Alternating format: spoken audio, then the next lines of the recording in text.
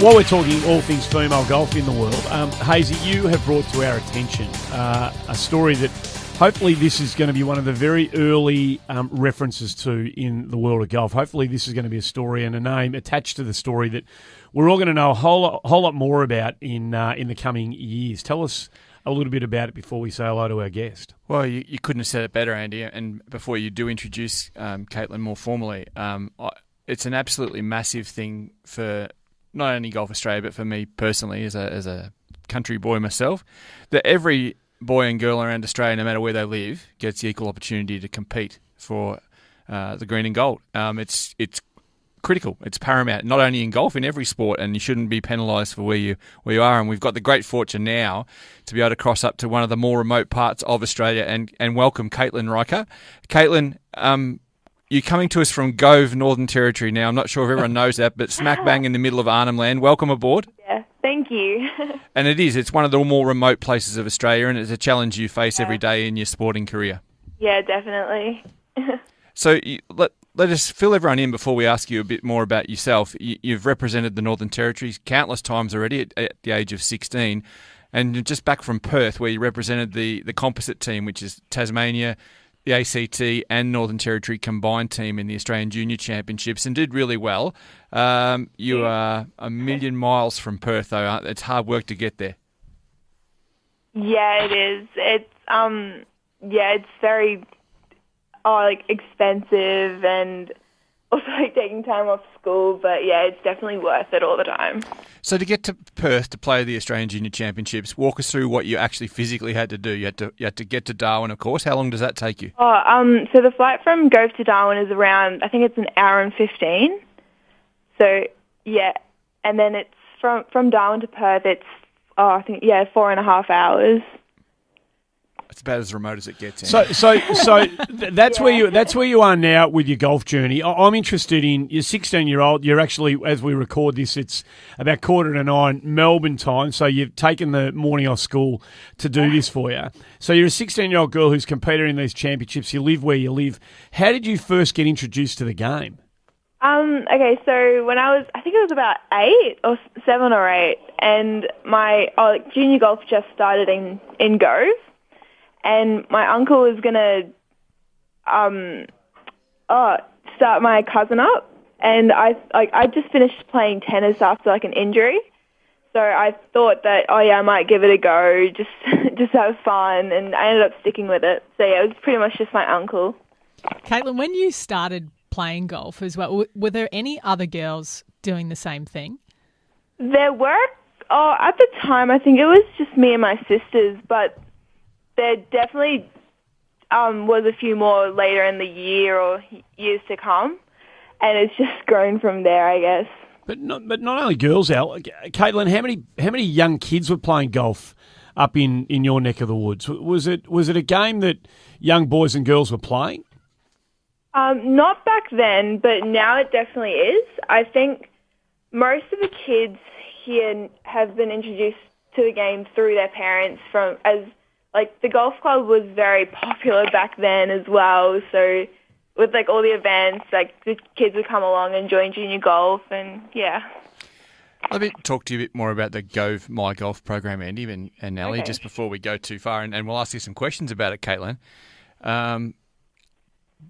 Very rarely, this is the best way to put it, when we talk about some of the great My Golf programs in Australia, sometimes people mention Royal Melbourne. One of the next clubs they mention, Katelyn, is the Gove Golf and Country Club. No, I'm serious, because it's that incredibly popular in Nhulunbuy, on the Nhulunbuy Peninsula, that it's become one of the great centres in Australia. And more than that, Katelyn, you're about the only centre in Australia that's got a predominantly female participation rate in the My Golf thing. It's 53 or 54% of members are young girls, and I'm putting that down to you. How does that make you feel? I'm actually really happy with it. Yeah, I was just surprised myself, and Mum told me about the percentage of girls playing as well as boys, and it's just grown so much, especially after a few years of struggle that Gove has gone through. So seeing so many kids come out on the course, have a hit, and really enjoy the game is really amazing to see. It's interesting, Caitlin, because a lot of girls your age would look at, I think you've just turned 16, would look at my golf and think, oh, great, that it's good to see. But you've actually taken quite a bit of responsibility within the program yourself and become a bit of a community instructor. It shows a lot of leadership for someone that's still a teenager to do something like that. Yeah, it's definitely taking on this opportunity, I guess it's definitely hard work, especially with everything else, but I enjoy it so much, seeing all the kids, and Mum's told me that there's a few of them that look up to me, and that's pretty amazing to see, and I guess that just motivates me even more to help them out and get them to wherever they want to be. So without talking yourself up too much, when they see you pull on the Northern Territory shirt or go to an Australian Championship and acquit yourself really well as you did in Perth a couple of weeks ago, do you think that puts a little star in their eyes? Yeah, I had one of the girls, I was actually just about to leave, and I think she just, I love her so much. She's the most adorable thing, and I've definitely seen that a little bit, and yeah. That's great. Tell us about the golf course, Katelyn. I mean, I've never been up there to play golf. It's about the furthest thing from my imagination to think about going to where you live to have a game of golf, given what we have access to down in this neck of the woods. But what's the golf course like? Okay, so our course is run pretty much just by volunteers, and usually the same 2 or 3 members that will do all the greenskeeping and keep most of our buggies and everything in good condition. Yep. But I guess that's the hard part, because our course doesn't get mowed very often, so it's usually really thick. And the other day I was playing, and it was really hard just to get a clean shot at the ball most of the time. So grass greens, grass fairways, yeah. Yeah. Yep. It's very lush, Andy. It's actually it's super lush. It's a very wet part of Australia. Yeah. In fact, so remote and so distant from everything. It's often cut off in the wet season. I mean, it's one of those places that has the problems of too much water, not enough. Yeah, right. So what you're saying is Barry with his whippersnipper and a tinny in his hand, Caitlin, is going out on the weekends and keeping it all nice in good shape for all of you. If you're willing to. So when you go down to play in the national championships and you get to play at, like an elite golf course, wherever you might be, and it's manicured, completely, and, you've got these grand clubhouses, and how do you spend the first kind of hour of arrival at these places with your kind of head spinning a little bit? It's definitely really overwhelming when I go to all these amazing courses, but yeah, I tend to get there a couple of days early just to take it all in and definitely have a practice on the greens and try to condition myself to it. Yeah. And what does it do for you in terms of your ambition? Do you now have that sense that I want more of this? That this is something that I really want to do everything I can possibly do to kind of chase and get?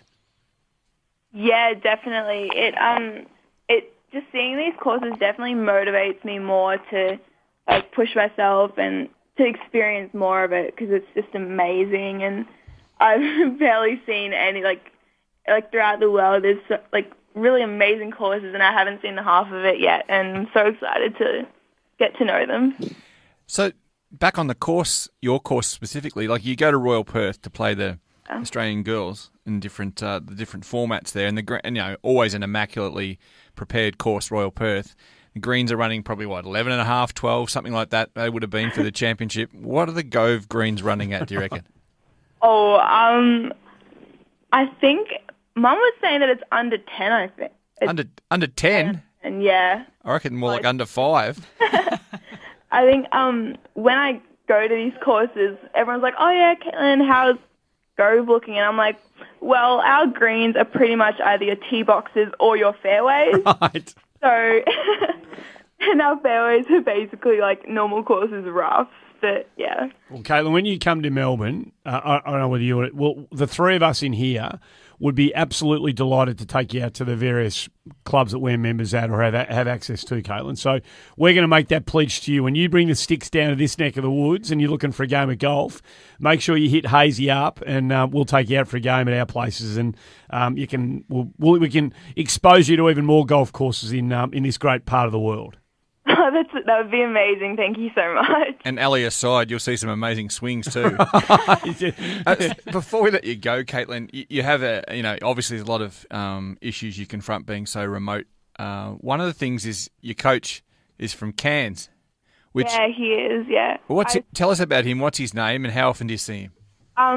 His name's Graham Bolton, and I probably see him around 4 times a year. And actually, yeah, next week I'm going over to Cairns for the Cairns Open just to get some extra competition play, and I'll be able to see him over there. So, yeah, that'll be good because I missed my chance to see him this term because of our cyclone that was supposed to come.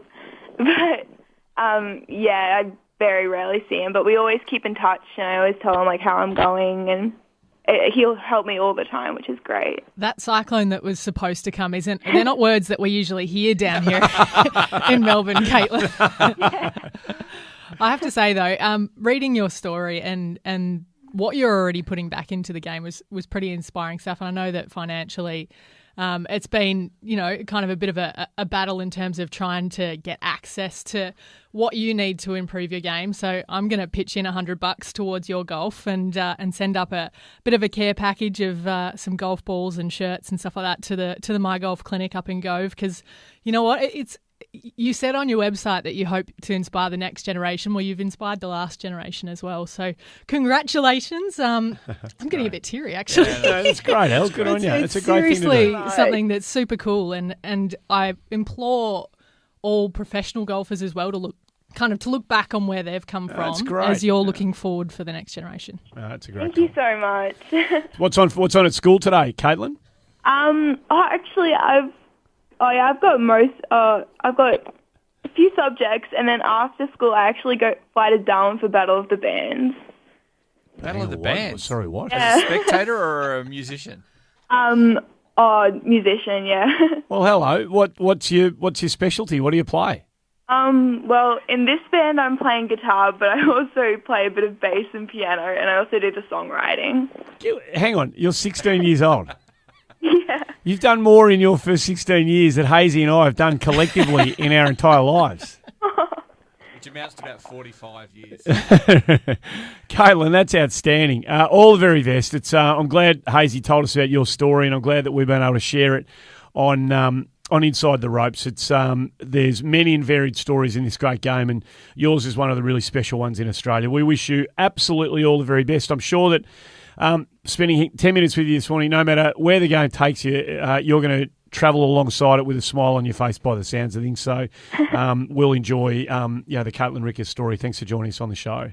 Thank you so much for having me. Good on you. What a delightful young lady she is, and apologies for Rika. Of course, it is Rika. That's the story automatically. And I understand why you get a little bit emotional there, El, because you've probably seen a whole lot of. She's a young girl, obviously, and it's never been as easy for girls to find their way, through sporting ranks that it has been for boys in Australia traditionally. Thankfully, that's changing now. But when you've got somebody coming from as far back as somebody who lives in that kind of community is, and they're doing it the right way by the sounds of it, it gets you right where you live, that sort of story, I reckon. Well, there weren't many girls playing golf when I started, and I was in Melbourne. So I can only imagine what that's like up in Gove, trying to create an epicentre, and she's doing just that. So it is genuinely inspiring stuff. Hazy, you as part of the info about Katelyn, you sent us a link to her YouTube page. Yeah. And if people have listened to the interview and they think she sounds like a cracking young kid, they should go and have a look at the YouTube page. Oh, it's fantastic. It's 5 or 6 minutes of, cut highlights of her career from a young girl, and she still is, obviously, but from a preteen right through to where she is now.